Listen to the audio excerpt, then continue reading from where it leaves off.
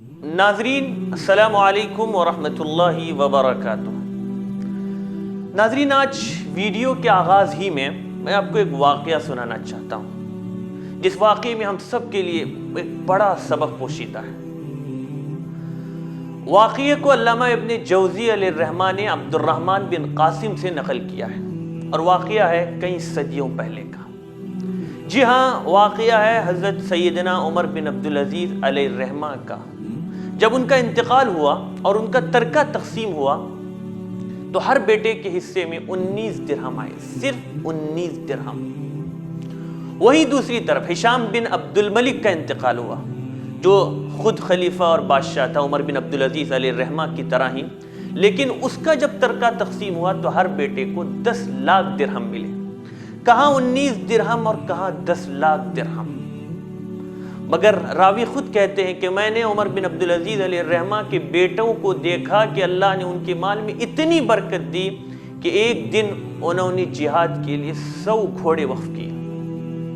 اور میں نے یہ منظر بھی دیکھا کہ وہی دوسری طرف ہشام بن عبد الملک کے بیٹے بھیک مانگتے مجھے نظر آئے۔ کیا معلوم ہو رہا ہے اس واقعے سے ہمیں؟ رزق میں برکت اور رزق میں بے برکتی کس کو کہتے ہیں؟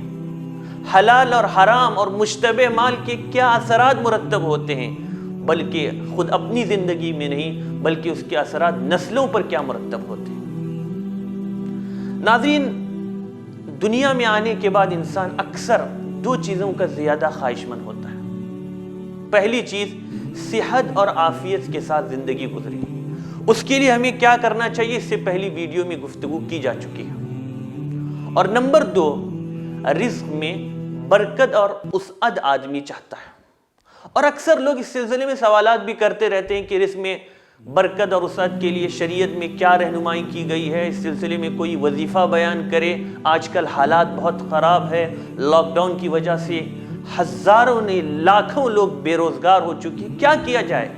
ہر چیز کا حل ہے شریعت محمدی اور مصطفیٰ میں۔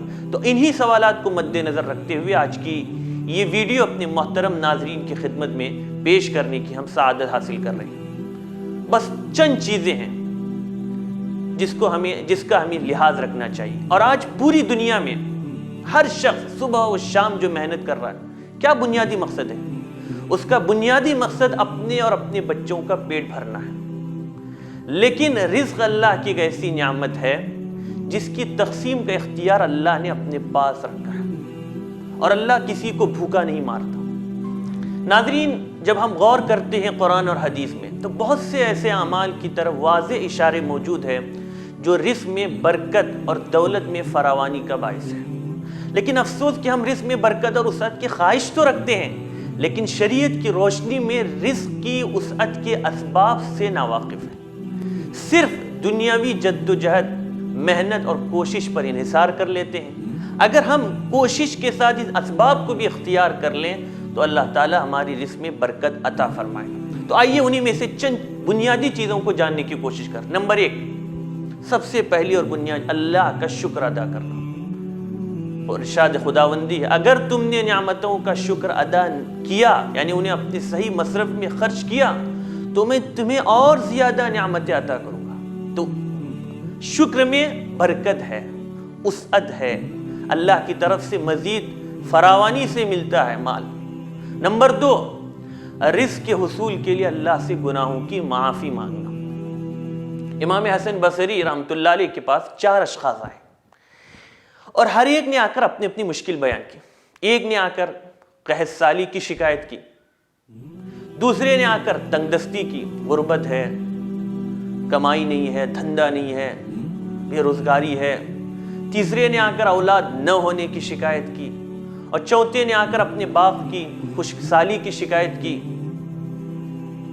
اور انہوں نے چاروں اشخاص کو ایک ہی چیز کی نصیحت کی، اللہ سے اپنے گناہوں کی معافی مانگو۔ ایک شخص نے آپ سے پوچھا، آپ کے پاس 4 الگ الگ اشخاص 4 الگ الگ شکایتیں لے کر آئے، اور آپ نے ان سب کو ایک ہی بات کا حکم دیا، اللہ سے اپنے گناہوں کی معافی مانگو۔ تو اس وقت امام حسن بصری رحمۃ اللہ علیہ نے جواب دیا، میں نے انہیں اپنی طرف سے تو کوئی بات نہیں بتلائی، میں نے تو انہیں اس بات کا حکم دیا ہے جو اللہ تعالیٰ نے سورہ نوح میں بیان فرمائی، اور وہاں چاروں چیزوں کا تذکرہ کرنے کے بعد اللہ یہی کہتا ہے کہ اپنے رب سے استغفار کرو، مسائل حل ہوں گے۔ نمبر 3، اللہ سے ڈرتے ہوئے زندگی گزارنا، جس کو ہم تقویٰ کہتے ہیں، سنبھل کر زندگی گزارنا، ہر معاملے میں یہ دیکھنا کہ اس وقت شریعت کا کیا حکم ہے، کیا تقاضا ہے، کیا صحیح ہے اور کیا غلط ہے۔ قرآن مجید میں اللہ نے فرمایا جو شخص اللہ سے ڈرتا ہے اللہ اس کے لیے چھٹکارے کی شکل نکال دیتا ہے اور ایسی جگہ سے رزق دیتا ہے جس کا اسے گمان بھی نہ ہو۔ اور نمبر 4، رشتہ داروں کے ساتھ اچھا سلوک کرنا۔ آپ صلی اللہ علیہ وسلم کا ارشاد ہے جو چاہتا ہو کہ اس کے رزق میں برکت ہو، وسعت ہو اور اس کی عمر دراز ہو تو وہ صلہ رحمی کیا کرے۔ رشتہ داروں کے ساتھ اچھا سلوک کرنا، اس پر 2 نعمتیں ملتی ہے، ایک رزق میں برکت اور وسعت، دوسرے عمر میں درازی، اور ہم میں سے ہر آدمی یہی چاہتا ہے۔ اور جو یہ چاہتا ہے کہ ان دونوں چیزوں کو حاصل کرے تو ایک معمولی سا نسخہ نبی رحمت نے فرمایا کہ صلہ رحمی کرو، عمر میں بھی برکت ہوگی، رزق میں بھی برکت ہوگی۔ نمبر 5، ہر رات سورہ واقعہ پڑھنے کا اہتمام کرنا، اس لیے کہ حدیث سے یہ بات معلوم ہوتی ہے کہ جو شخص ہر رات سورہ واقعہ پڑھے گا اس کو کبھی فاقہ نہ ہوگا۔ حضرت ابن مسعود رضی اللہ عنہ اپنی لڑکیوں کو حکم فرماتے تھے کہ وہ ہر رات اس سورت کو پڑھیں۔ اور آخری بات، علماء نے بطور مجرب یعنی تجربے کی یہ عمل بھی بیان کیا ہے کہ جو آدمی فجر کی نماز کے بعد 70 مرتبہ پابندی سے اس آیت کو پڑھے گا وہ انشاءاللہ رزق کی تنگی سے محفوظ رہے گا۔ بڑا مجرب عمل ہے۔ آیت کیا ہے؟ اللہ لطیف بعبادہ یرزق من یشاء وہو القوی العزیز۔